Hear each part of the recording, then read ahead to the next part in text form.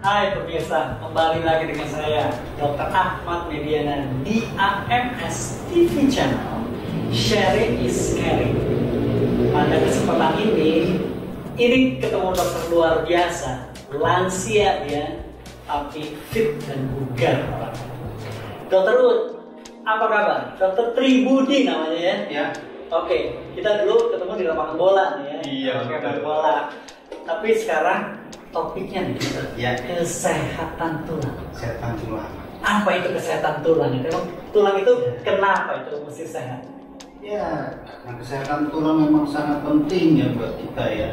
Memang sebetulnya kesehatan tulang tuh dari kecil harusnya sudah dibangun ya. Karena memang dia punya masa pembangunan tulang yang baik itu ya antara 0 sampai 30 tahun itu. Ya, disitulah kesempatan kita untuk membuat tulang kita supaya baik dalam pertumbuhannya, optimal dan maksimal ya. Seperti itulah kira-kira. Terus ya. Ini kan di AMS klinik ya. Ya. Itu setiap hari apa itu 3 kali seminggu tuh begitu banyak orang-orang untuk melakukan USG tulang itu.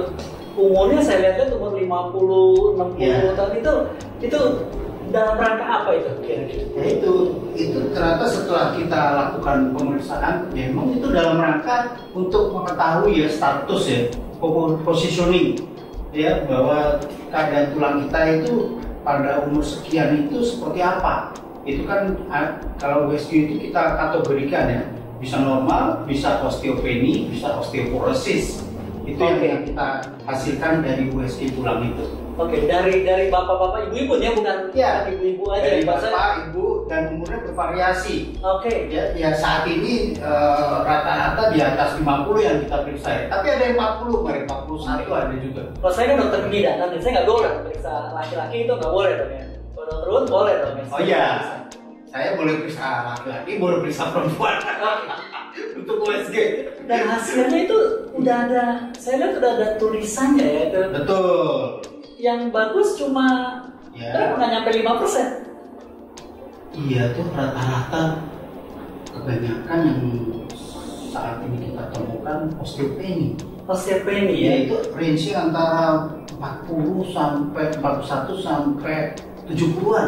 Oke. Terus tapi ada juga yang sudah osteoporosis ya.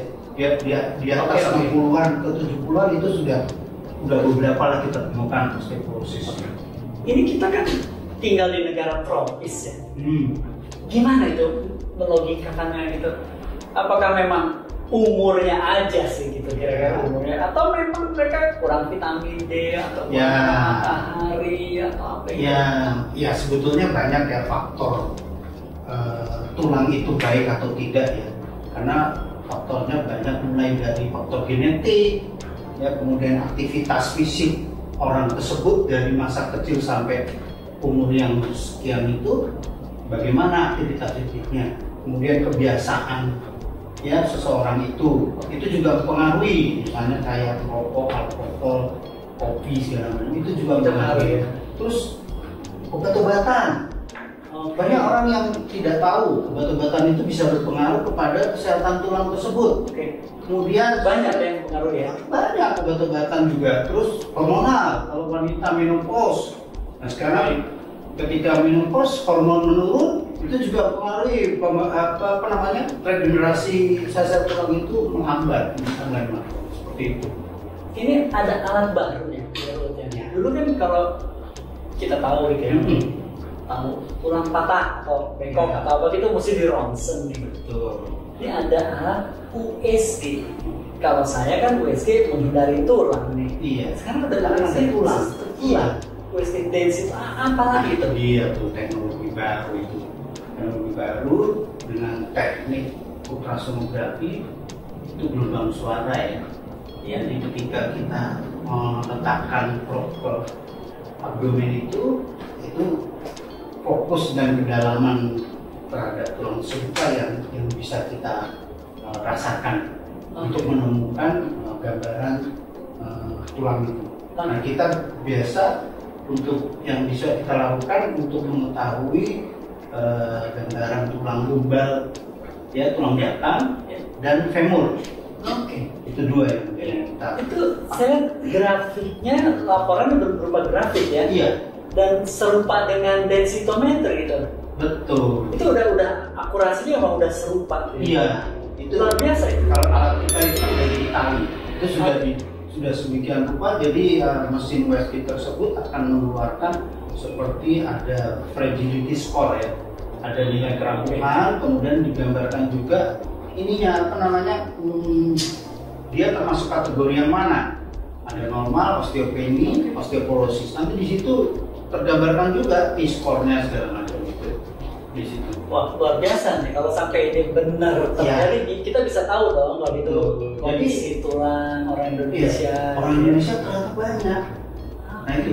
Nah itu faktor genetiknya juga ada yang kita temukan, wanita umur 69 tahun agak gemuk, dia masih normal. Itu tadi juga satu nih tadi barusan ini. Itu bukan salah usia 70 tahun. Kamu kita terus salah. Ya, kalau salah mesinnya salah. Kamu mungkin ya salah orangnya. Jadi mesinnya pintar. Iya, kita kan ikut mesinnya aja. Oke. Dia menunjukkan hijau itu Pak. Dia ada bapak usia 70 tahun. Setelah saya tanya kenapa kok masih bagus, saya olahraga terus dok dari remaja. Saya suka main bola, saya golf. Dia bilang saya macam-macam. Sampai hari ini dia masih jalan Monas putaran berapa kali, masih goes juga, dan saya 70 tahun. Itu hijau warna. Luar biasa. Saya lagi baru satu itu ya, baru satu ya. 70-an Posisinya hijau. Masih kita pelajari. Iya. Enggak, saya lagi ngebayangin itu saya aja nih. Ya. Udah almarhumah sih. 2 kali patah. Nggak bisa dioperasi, tapi ditraksi gitu. 3 bulan gitu. Kan saya yang ngebenerin bebannya itu dikasih. Saya lagi ngebayangin gitu orang sampai patah. Justru itu kalau sudah kan sangat lambat. Iya. Itu kan apa namanya, metabolisme tulangnya juga berjalannya sudah sangat lambat. Oke. Walaupun apa namanya, ya, apalagi mungkin olahraganya kurang, aktivitas fisiknya kurang, sangat berpengaruh. Karena justru aktivitas fisik itu yang paling penting. Olahraga itu udah nggak bisa ditawar. Kalau usia 40 ke atas tuh kalau bisa udah ada yang olahraga nomor 1. Ntar kita ngomongin lebih lanjut. Nah, itu olahraga. Ya. Apa hubungan olahraga dengan kesehatan tulang? Baik.